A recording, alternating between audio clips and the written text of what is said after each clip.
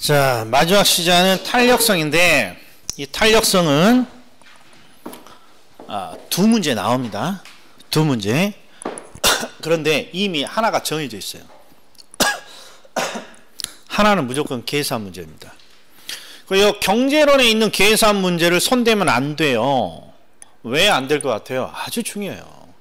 그렇게 어렵진 않아요. 경제론의 계산 문제를 여기는 반드시 두 문제가 나오는데 무조건 하나는 계산입니다. 경제론의 계산 문제는 그렇게 어렵진 않아요. 준비하면 우리가 충분히 맞출 수 있는데 먼저 풀어서는 안 돼요. 먼저 풀어서는 항상 계산은 시간이 남는 뒤쪽에 시간을 남겨서 계산 문제를 따로 풀어야지. 뒤쪽에서. 특히나 애가 이게 앞부분에 있는 계산 문제예요.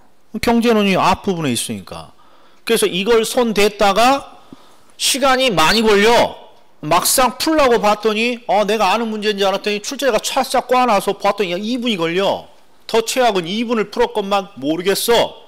그럼 어떻게 돼요? 이제 학교는 멘붕이에요. 시간은 15분이 지났는데 문제 풀고 있는 건 8번 풀고 있단 말이에요. 앞으로 30문제를 더 풀어야 되는데 그럼 작살나는 거예요. 이게 대부분 시험을 자주 안 보니까. 그래서 풀면 안 된다고. 풀면 안 된다는 게 아니라 먼저 풀면 안 된다고. 계산 문제는 항상 계산 문제는 민법까지 다 이론 문제 풀고 시간이 남습니다. 그러면 내가 풀 수 있는 거 골라서 문제를 푸는 거지 바로 푸는 게 아니란 말이에요. 그렇게 말을 하건만 시험장에서 무조건 손대. 그러다가 안 풀려. 그럼 3번 찍고 가. 그럼 무슨 의미가 있어? 찍는 건 1초면 찍는 건데. 이게 최악의 경우란 말이에요. 그래서 계산 문제는 웬만하면 초반에 풀지 않는 거예요. 자, 문제는 여기 있어요. 두 문제 중에 하나는 계산이니까 됐다 이런 말이에요. 그러면 한 문제는 어디서 나옵니까? 자, 26페이지 한번. 자, 4페이지를 먼저 봐요. 24페이지. 24페이지가 수요 탄력성, 공급의 탄력성이죠. 그리고 한 장을 딱 넘기면 26페이지를 딱 봐요. 26페이지에 보면 가운데 탄력성을 결정하는 요인이라고 되어 있죠. 이게 한 문제예요. 그러니까 이미 결정됐네. 계산 문제 하나. 어차피 우리가 먼저 풀 건 아니에요. 무조건 민법까지 풀고 나중에. 그리고 이론 문제로 자주 나오는 게 이 탄력성 결정 요인이에요. 이거 단순 암기예요. 그럼 할 거 없네. 할 거 없다 이런 말이에요. 그러니까 제발 좀 그만 좀 열심히 해. 탄력성 좀. 시험에 나올 거 딱 정해져 있는데 하나는 나중에 풀어야 되니까 먼저 손대지 않는 거고 우리가 손댈 수 있는 이론 문제는 대표적인 게 탄력성 결정 문제예요. 그래서 우리는 뭐만 해주면 됩니까? 제발 이해만 좀 해줘. 이해만. 이걸로 충분하다고. 충분. 그러면 이해를 어떻게 합니까? 잘 보시라고. 자, 우리 24페이지죠. 24페이지를 보면 딱 시작이 이렇게 돼 있잖아요. 수요의 탄력성. 24페이지. 자, 24페이지 수요의 탄력성은 무엇을 측정하는 지표입니까? 그러면 저번 주 초벌 구의할 때 뭘 측정한다고 되어 있어요? 수요량의 변화 정도를 측정합니다. 수요량의 변화 정도, 수요량의 변화 정도. 그러면 첫 번째 뭘 알아야겠어요? 수요량의 변화 정도가 뭡니까? 이걸 알아야겠죠? 자, 이것도 제가 계속 갖고 올 거예요. 잘 보셔. 자, 지금 여기는 아파트고 아파트니까 아파트는 안 봐도 돼요. 여기에 지금 소비자 세 사람이 있다 이런 말이에요. 소비자 세 사람이 갑을병. 그리고 가만히 봤더니 가격이 상승했어요 라고 돼 있어요. 가격이 상승했어요 이렇게. 가격이 상승했어요 하고 뒤쪽을 봤더니 소비자들이 소비를 줄이고 있군요 이렇게 적어져 있어요. 이건 우리가 조금 전에 봤던 내용인데 뭘 설명하고 있어요? 아무거나 대보세요. 여러 가지 있어요. 이거랑 관련된 거. 그렇죠. 그렇죠. 가격에 의해서 소비량이 변화되고 있고요. 그러니까 수요량의 변화 과정 중에 하나를 설명하고 있는 거고. 그 다음에 정확히 가격이 오르자 소비자들은 뭐라고 해요?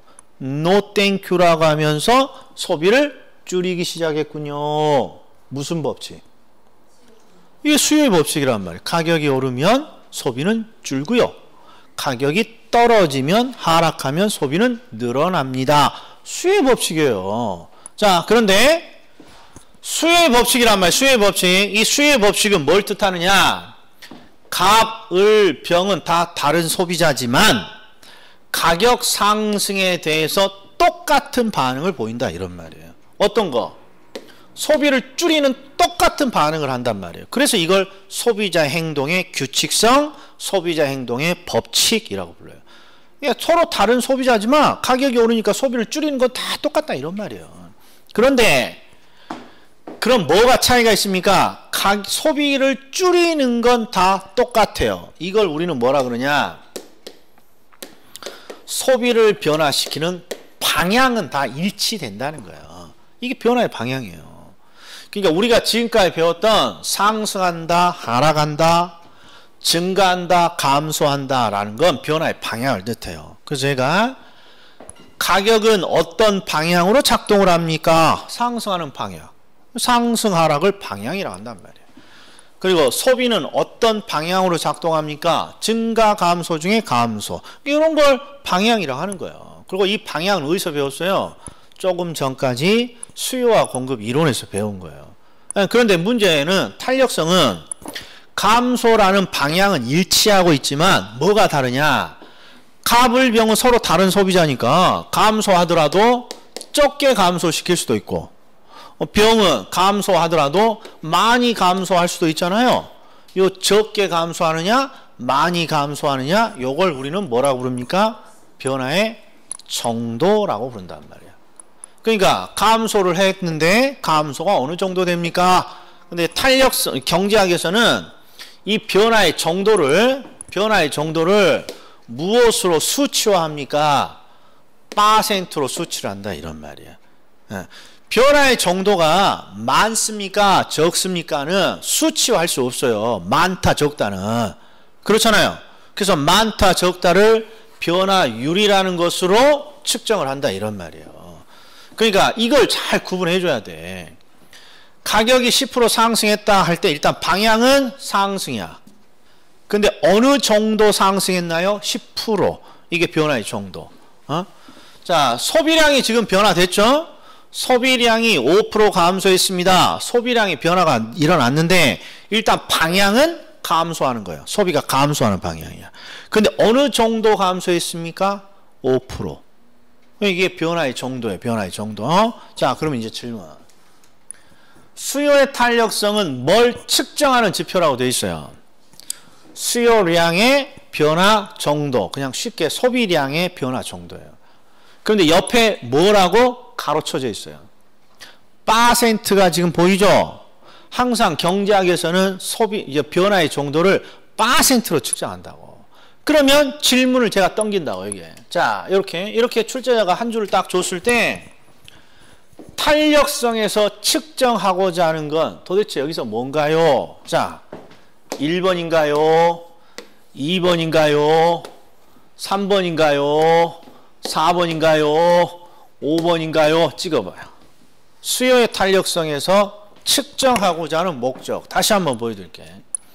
수요의 탄력성은 뭘 측정하는 지표라고 되어 있어요? 수요량의 변화 정도를 측정합니다. 그러니까 최소한 수요량의 변화 정도가 뭔지는 구별할 수 있어야 될 거 아니에요. 이게 시작이잖아요. 자, 여기서 1, 2, 3, 4, 5번 중에 수요량의 변화 정도를 측정합니다. 그럼 뭘 측정한다는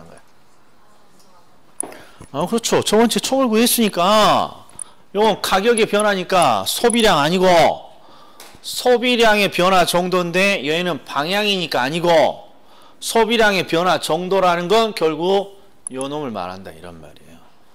그래서 저번 주에 항상 아무 생각 없이 이런 문제가 나오면 의다 동그라미 치고 소비량의 변화율에 동그라미 치고 뭘로 나눠준다 했어요? 기계적으로 앞에 있는 10으로 나눠준다 했어요. 항상 소비량의 변화율에 동그라미 치고 앞에 이렇게 10으로 나눠준다 했어. 소비량의 변화율에 동그라미 치고 앞에 10으로 요 놈을 측정하는 거예요. 그리고 뭘로 나눠줘요? 앞에 있는 10%라는 걸로 나눠준단 말이에요. 이유는 조금 있다가. 그래서 얘는 0.5, 1, 2 이걸 우리는 수요의 탄력성이라고 부릅니다. 일단 뭐가 포인트예요?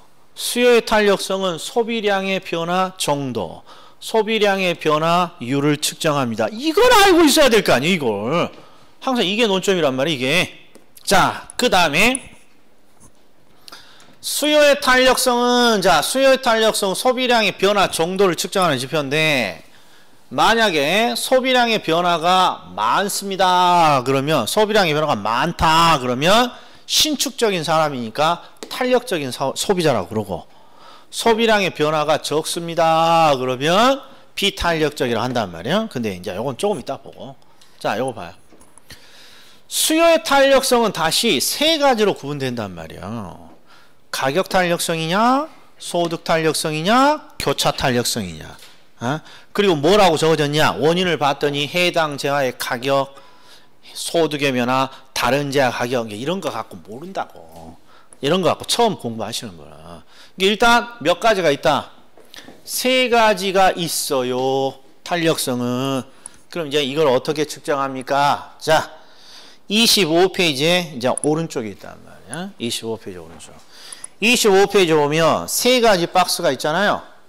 이 세 가지 박스만 제발 연구해 달라는 거예요. 세 가지 박스만 제발 연구해 달라는 거예요. 그러면 이제 하나씩 봐봐요. 첫 번째, 수요의 가격 탄력성이 나와 있어요. 수요의 가격 탄력성은 이 공식을 암기할 필요는 없다. 왜? 공식을 왜 암기해? 그냥 뭐가지 치면 공식인데. 탄력성은 항상 변화율로 측정하니까 수요량의 변화율을 가격의 변화율로 나눈 값입니다. 이렇게 돼 있잖아요. 그리고 잘 보셔야 돼. 항상 분수 형태의 이런 공식이 나와요. 분수 형태의 공식이 나오면 항상 우리가 측정하고자 하는 목적을 위에다 올린단 말이에요. 지금 수요의 탄력성은 뭘 측정한다고 되어 있어요? 수요량의 변화 정도, 변화율을 측정해요. 그러니까 당연히 탄력성 공식의 목적은 요놈이란 말이에요. 수요량의 변화율. 그런데 가격 탄력성은 수요량의 변화율을 뭘로 나누고 있어요? 가격의 변화율로 나누고 있죠. 뭔가 복잡하는데 이게 중요한 게 아니라고. 자, 들어가 봐. 이게 지금 오른쪽에 있는 거야. 자, 보시죠. 이 부호까지는 안 봐도 돼.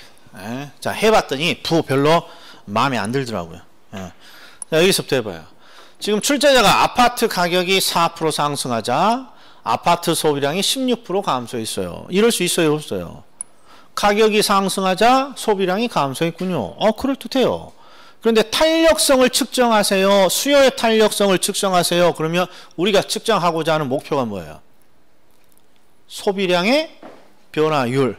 항상 소비량의 변화율이란 말이에요. 위에 있는. 이게 소비량의 변화율에 동그라미 쳐요. 그리고 우리가 기계적으로 앞에 있는 4%로 나눴죠. 왜 4%로 나눴습니까? 공식이 그렇단 말이에요. 소비량의 변화율을 측정해서 가격의 변화율로 나눴단 말이에요. 그러니까 이 가격의 변화율로 나눴다가 중요한 게 아니라 항상 이렇게 시험을 내니까 소비량의 변화율에 동그라미 치고 앞에 있는 걸로 나누어 이렇게 기억을 하란 말이에요. 그럼 수치가 얼마예요? 4. 그러면 이게 수요의 탄력성을 측정하는 방법이에요. 벌써 측정했단 말이에요. 기계적으로 이렇게 해주면 된다고. 자, 그런데 문제는 탄력성은 소득 탄력성도 있고 교차 탄력성, 가격 탄력성 이게 세 가지가 있잖아요. 그래서 얘가 무슨 탄력성입니까? 그럼 보셔. 아파트하고 아파트야. 그러니까 재화가 똑같아. 재화가. 그러니까 재화는 논점이 없고 아파트 다음을 봤더니 가격에 의해서 소비량이 바뀌었구나. 이렇게 되는 거죠. 뭐에 의해서 소비가 바뀌었어요? 가격에 의해서 소비가 바뀌었군요. 그러니까 요놈을 우리는 무슨 탄력성이라고 정리하는 거예요? 가격 탄력성입니다. 수요의 가격 탄력성입니다. 이렇게 정의해 주는 거예요. 수요의 가격 탄력성입니다. 어려울 거 있다 없다? 어려울 거 없다고. 이것만 좀 해달라는 거예요. 자, 그 다음에 또 봐봐요. 소득 탄력성이라는 게 있어요. 소득 탄력성이라는 게. 자, 수요의 소득 탄력성도 수요의 탄력성이니까 위가 뭘 측정한다고 되어 있어요? 소비량의 변화율을 측정해서 이번에는 소득 탄력성이니까 소득으로 나눈다고 돼 있어요. 근데 이런 게 중요한 게 아니라 자 이렇게 보죠. 출제자가 소득이 증가하자 소비량이 20% 늘었어요. 탄력성을 측정하세요. 그럼 아무 생각 없이 20%의 동그라미. 왜? 모든 수요의 탄력성은 수요량의 변화율을 측정하는 게 목적이란 말이에요. 요거 딱 측정하는 거예요. 그리고 우리는 기계적으로 앞에 10% 있으니까 10%로 나눠줬죠.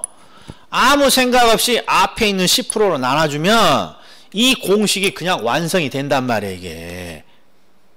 이게 공식이니까 이게 공식 굳이 몰라도 된다고. 공식으로 문제를 푸는 게 아니니까. 자, 그래서 10%에서 뭐라고 불러요? 수치는 2 이렇게 측정이 되는 거예요. 그럼 이게 무슨 탄력성입니까? 소비량이 바뀌었는데 뭐에 의해서 지금 소비가 바뀌고 있어요? 소득에 의해서 소비가 바뀌고 있잖아요. 그러니까 너는 소득에 의해서 소비가 바뀌었으니까 너는 소득 탄력성이라고 하면 되겠구나. 이게 소득 탄력성이란 말이에요. 딱 9분까지만. 자, 그럼 이번에 봐요.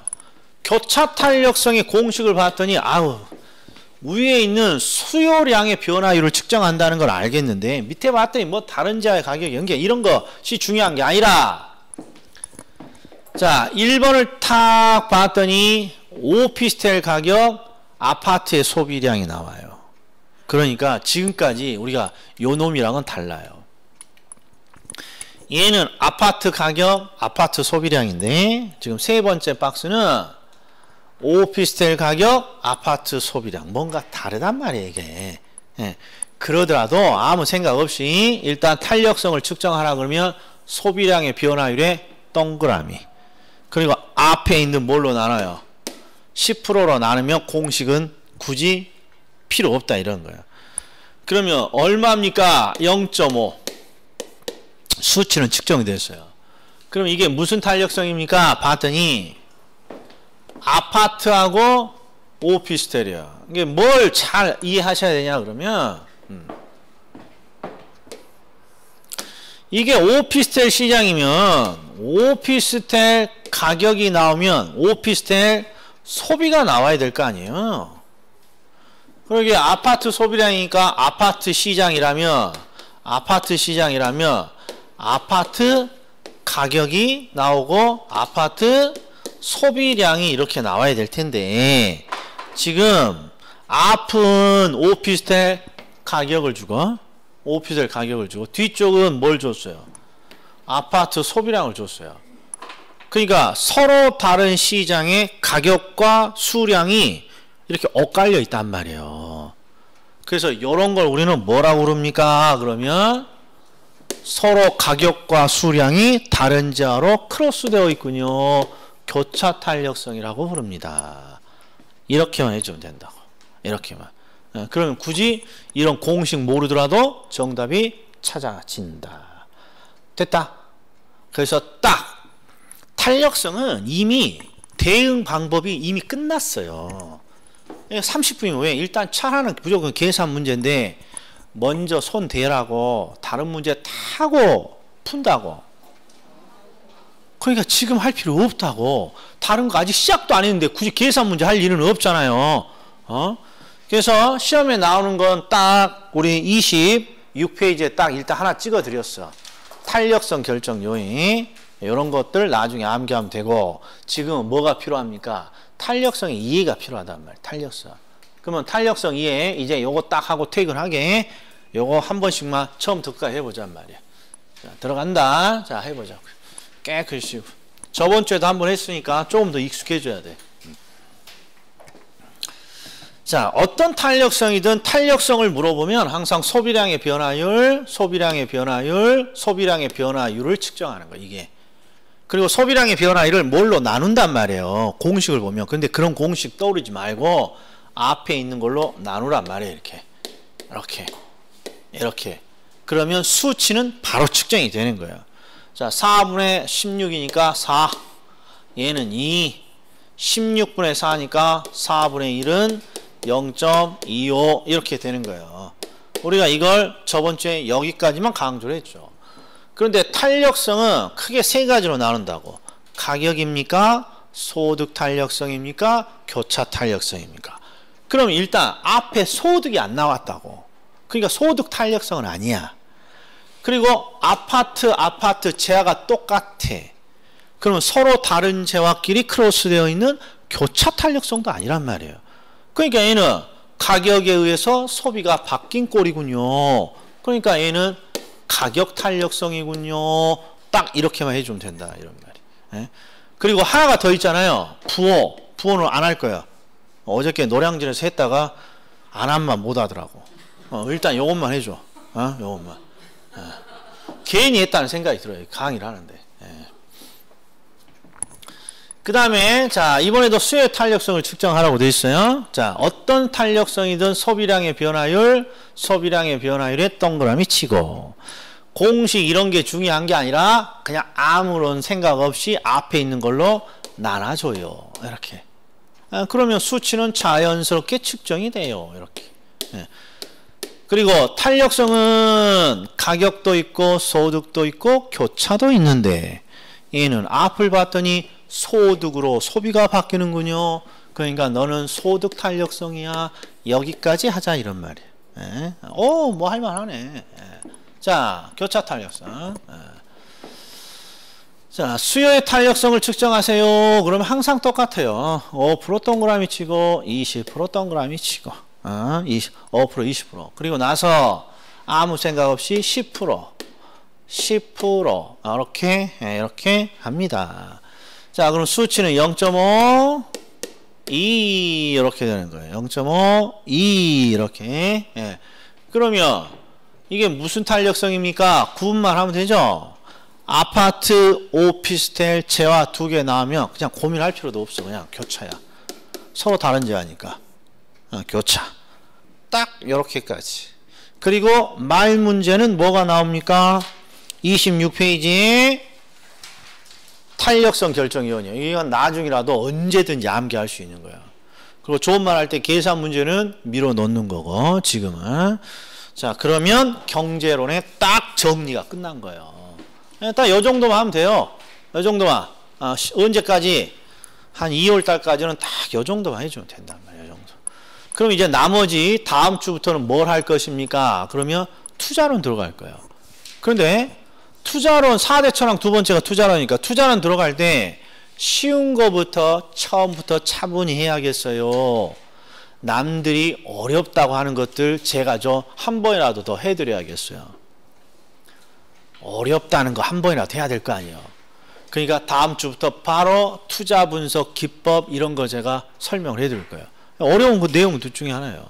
근데 이 투자 분석 기법을 하려면 우리가 첫 번째 주에 가장 먼저 했던 투자론의 기반이 되는 내용이 하나 있어요. 첫 번째 오리엔테이션 끝나고 했던 내용이 있어요. 제목이 어떤 논점이에요? 그때는 프린트물로 했으니까 강의 노트에 표시도 안 돼 있어. 그냥 그 교재 보지 말고 뭘 했는지 좀 생각을 하려고 해봐. 그냥 교재 꺼내지 말고 OT 끝나고 뭘 했어. 부동산 전체의 가장 기본이 된다 해서 투자에 뭐시기 했다 이런 말이야. 투자의 특성? 투자의 특성은 없어요. 부동산의 특성이겠지. 부증성, 부동성. 그렇죠. 투자의 현금 흐름 분석. 투자로부터 발생하는 현금 흐름, 즉 수익과 비용을 기록하는 방법. 가유, 순전후, 순전후. 요거부터 다시 시작할 테니까 좋은 말 할 때 다시 한번 볼까. 자, 오늘 여기까지 하겠습니다. 자, 눈이 잘 생각하세요. 우리는 지금 바쁘지 않아요.